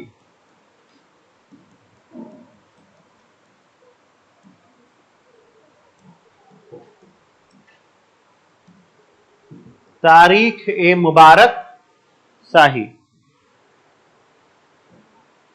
किसने लिखा है? याहिया बिन अहमद सरहिंदी।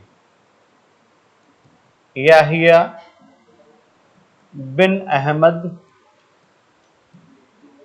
सरहिंदी, ये इनका टाइटल था। ठीक है, किसके बारे में लिखा है? तो मुबारक शाह के बारे में लिखा है। ठीक है, अबाउट मुबारक शाह। किस डायनास्टी का है? सैयद डायनास्टी।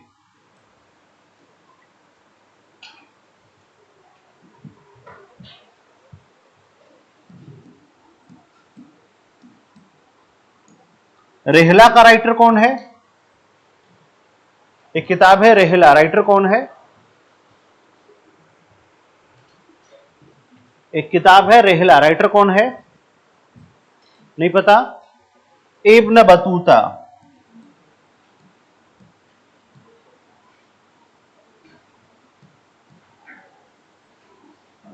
इब्न बतूता लिखा। देखिए, नेटिव ऑफ मोरक्को, मोरक्को का निवासी था। नेटिव ऑफ मोरक्को, मोरक्को का निवासी था। ये किताब क्या है? ट्रैवलॉग है। ट्रैवलॉग का मतलब होता है यात्रा वृत्तांत। ट्रैवलॉग जैसे ब्लॉग है ना, तो ट्रैवल ब्लॉग है ये। तो ट्रैवल ब्लॉग से क्या बना है? ट्रैवलॉग। ठीक है,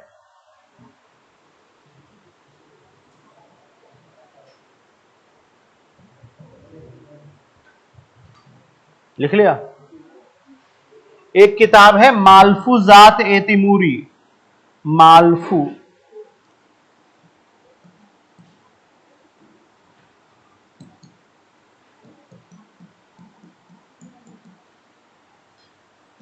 ये क्या है? ऑटोबायोग्राफी।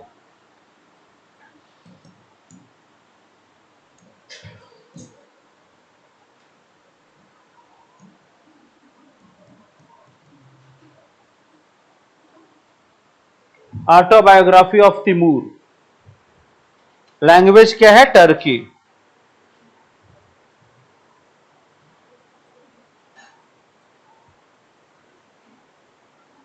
लैंग्वेज क्या है? टर्की।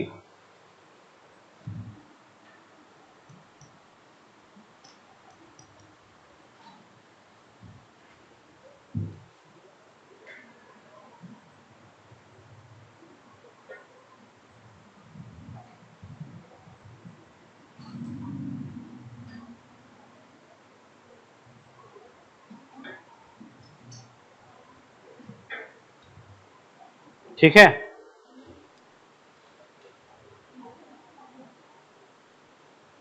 ठीक, बस छोड़ दीजिए। हो गया, फाइन।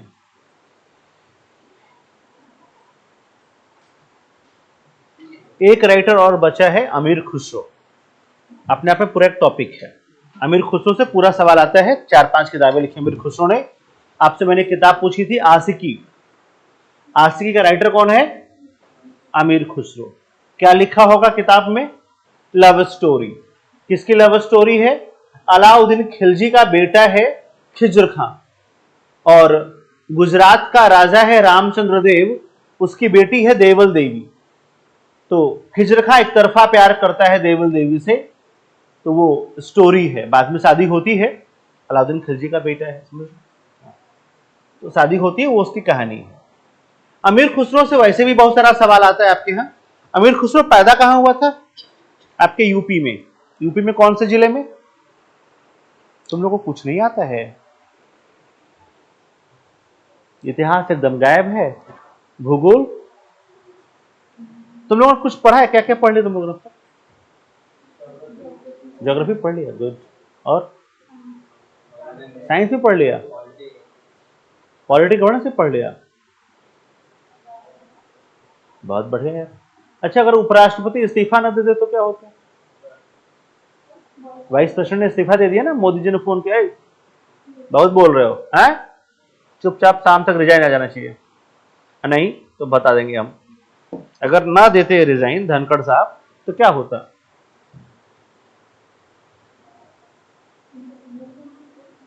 क्या होता? बाइकआउट। हाँ, राहुल गांधी थोड़ी बाइकआउट हो गए। हाँ, क्या होता?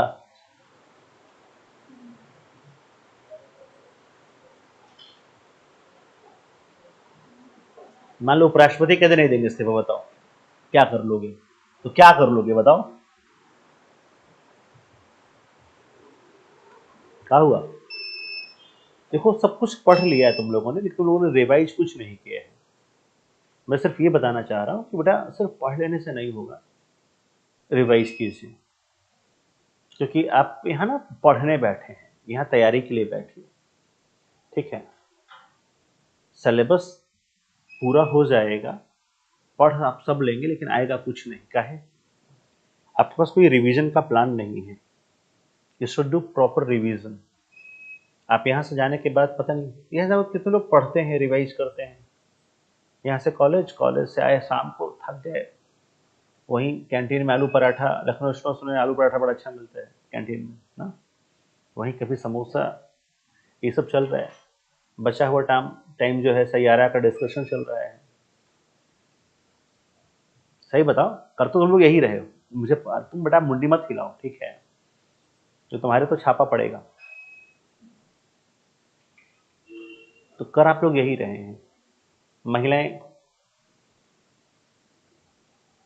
फोन पे बतियाती रहती है दिनों भर, कभी मम्मी से, कभी पापा से, कभी दोस्तों से, पढ़ती सब भी नहीं है, तो पता है। बोलो हाँ, झूठ मत बोलो। सोमवार है आज, पाप लगेगा। रिवीजन नहीं कीजिएगा तो सिलेक्शन नहीं होगा।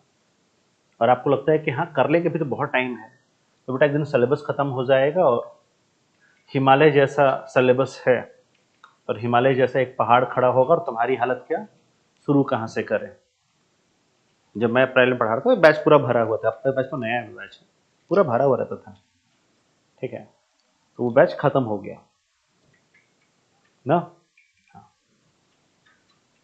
तो बैच खत्म तो हो ही जाएगा आज नहीं तो कल। उसके बाद शुरू कहाँ से करें, ये समस्या आएगी। इससे अच्छा क्या है कि जो चल रहा है उसको उसी टाइम निपटा दो। तुम जितना चीज छोड़ोगे तुम्हारे उतने दुश्मन खड़े हैं। अब एक एक करके निपटा लो, या एक साथ सब तुम पे अटैक कर दें, तो कौन भारी पड़ेगा तुमको भी पता है। एक एक करके निपटाओगे, निपट जाएगा। से एंसेंट खत्म होगी, छोटा सा एंसेंट है, 8-9 टॉपिक है टोटल, निपटा दो, निपट जाएगा। 10 दिन, हफ्ते भर 10 दिन में एंसेंट पूरा खत्म हो जाएगा, पूरा रिवाइज हो जाएगा, एमसीक्यू हो जाएगा, खत्म। तब तक मिडाइवल खत्म होगा, मिडाइवल निपटा देना। पॉलिटी थोड़ा लंबा है तो उठाओ पॉलिटी के, हाँ ठीक है, धीरे धीरे पॉलिटी रिवाइज करेंगे। आपके पास कोई सेल्फ स्टडी का प्लान ही नहीं है, आप बस पढ़े जा रहे हैं। पढ़ भी नहीं रहे, आप लोग सिर्फ दिन काट रहे हैं। ये सोचा सर, पहले दिन इतना कौन खरी खोटी सुनाता है? मैं यानी मृत्युंजय बाहुबली, मैं पहले दिन जलीकटी सुनाता हूँ और रोज सुनाऊंगा। तो बोलता अच्छा चलो पहले दिन सुनाता होगा ना, आखिरी दिन तक सुनाता हूँ। पटना में विदाई में बच्चे एकदम भावुक, इमोशनल, सर फिर कब आओगे? उनको भी बोला हूँ कि अगस्त में आऊंगा। जुलाई में मैं यहाँ पहुंचा हूँ, 26 जुलाई को शायद। उनको बोला बस अगस्त में आ रहा हूँ मैं, ठीक है? ये सब रास्ता छेक के खड़े रहते ना, जाने देते पहले बताओ कब आओगे। तो और मैं उनको सुनाया जा रहा था, तो सुनाना पड़ेगा ना, कोई तो होगा ना जो आपको रोज जगाएगा। आप नहीं जागेंगे, आप तो सो रहे हैं, आप तो दिन काट रहे हैं। 3 साल ग्रेजुएशन के कट जाएंगे बेटा, ठीक है? पता भी नहीं चलेगा, और तैयारी भी। हाँ, बस ये रहेगा, हाँ सुना है राष्ट्रपति होता है कुछ, उपराष्ट्रपति कुछ होता है, पता नहीं क्या होता है। उपराष्ट्रपति के लिए क्या होता है? Removal process, a process like impeachment, a resolution will approach introduces in Rajya Sabha only. Rajya Sabha में एक रेजोल्यूशन आएगा उपराष्ट्रपति को हटाने के लिए, रिमूवल प्रोसेस कहते हैं उसको, ठीक है। और बाद में लोकसभा इस पे अगर कंसेंट दे देगी तो उपराष्ट्रपति को हटा दिया जाएगा। राज्यसभा में वो स्पेशल मेजॉरिटी से और लोकसभा में सिंपल मेजॉरिटी से पास होना चाहिए। सिंपल सा प्रोसेस है। तो ये सब मुझे याद है, मेरा लास्ट अटेम्प्ट सन 2016 था, ठीक है। उसके बाद अटेम्प्ट नहीं दिया, काहे? 2016 में एक दुर्घटना हो गई थी, उस दुर्घटना के बाद मैंने अटेम्प्ट देना ब्याह हुआ था मेरा, कौन सी मारूंगा ठीक हो जाएगा, कौन सी, इसको बड़ा इंटरेस्ट आ रहा है। तो उसके बाद अटेम्प्ट देना छोड़ दिया, ठीक है। और आज भी सब चीजें याद हैं, ठीक। तो रिवाइज ठीक से कीजिए ताकि चीजें याद रहे। रिवाइज नहीं कीजिएगा तो पढ़ा के तुम सब खत्म कर देंगे, तो खत्म हो ही जाएगा आज नहीं तो कल, ठीक है। चलिए हेडिंग दीजिए, थोड़ा सा अमीर खुसरो पढ़ लिया जाए, ठीक है। हेडिंग दीजिए अमीर खुसरो। और हाँ, ये कल याद करना होगा, मैं बुक्स और राइटर पूछूंगा, ज्यादा कुछ नहीं पूछूंगा, सिर्फ बुक्स और राइटर का नाम 3-4 बार पढ़ोगे याद हो जाएगा, ठीक है। नाम थोड़े मुश्किल है, बुक मैं बता दूंगा, तुम राइटर बता देना। राइटर तो आसान है, जियाउद्दीन बर्नी है, ठीक है। तो मैक्सिमम में जियाउद्दीन बर्नी मिलेगा आपको, बाकी राइटर आसान है। हेडिंग दीजिए अमीर खुसरो। कौन था ये आदमी भाई? इसका डेट ऑफ बर्थ प्लेस कुछ बताओ।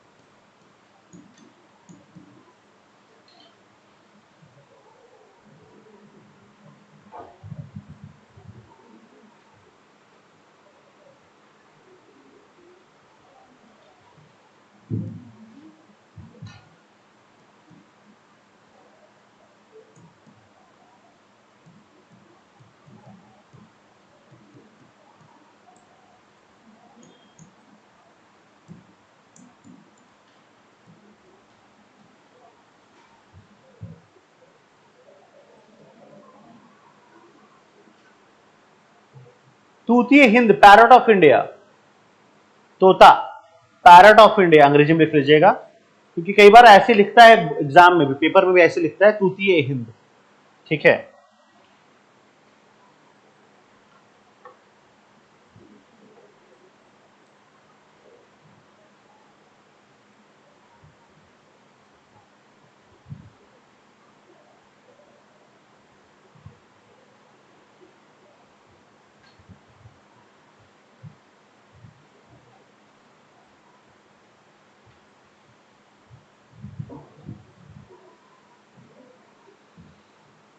लिखा पैरट ऑफ इंडिया।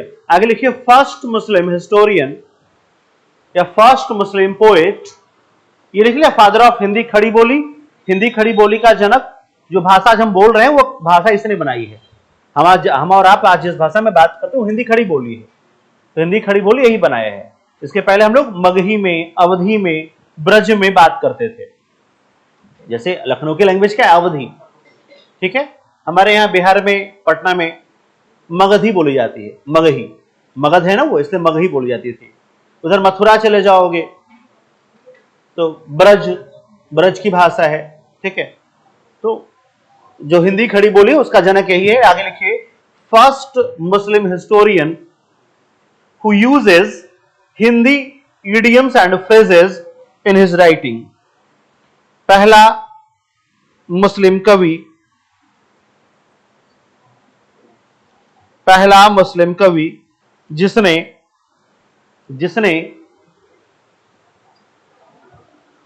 पहला मुस्लिम कवि जिसने first Muslim historians who uses Hindi idioms and phrases, पहला मुस्लिम कवि जिसने हिंदी मुहावरों का प्रयोग किया. He was a great musician, philosopher, poet, great musician, महान संगीतकार, दार्शनिक, कवि और सूफी संत था. He was a great philosopher, musician,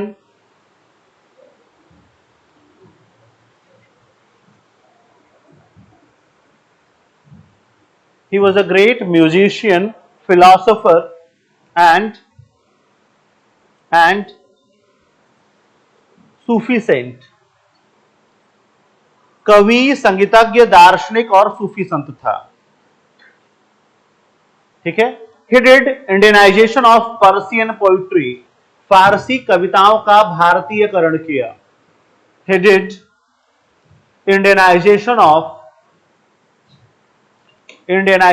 of Persian poetry. फारसी कविताओं का भारतीयकरण किया.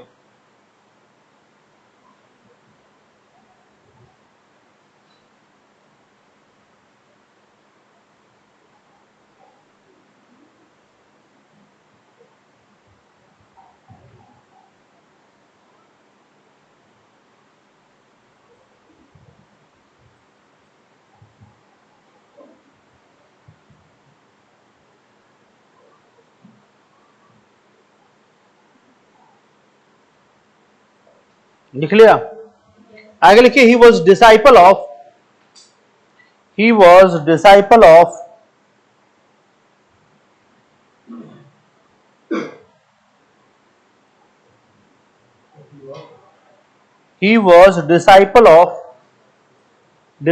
of Sheikh Nizamuddin Auliya. DISCIPLE. Disciple होता है चेला, शिष्य. डिसाइपल ऑफ निजामुद्दीन औलिया.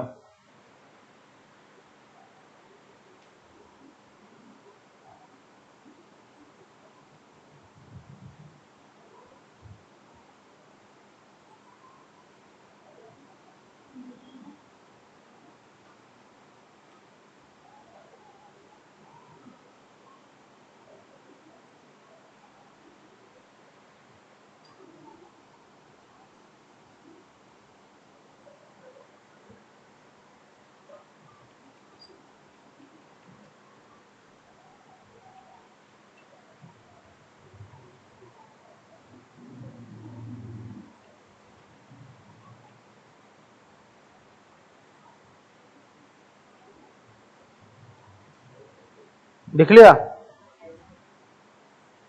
चलिए आगे लिखिए. आप लोग कव्वाली जान